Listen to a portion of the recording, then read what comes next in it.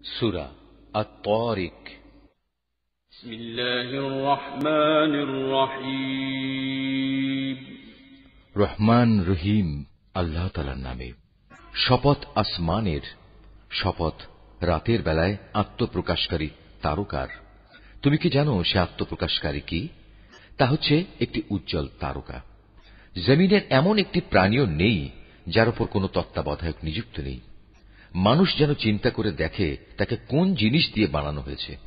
বানানো হয়েছে সবেগে স্খলিত এক ফোঁটা পানি থেকে, যা বের হয়ে আসে পুরুষদের পিঠের মেরুদণ্ড ও নারীর বুকের পাঁজরের মাঝখান থেকে।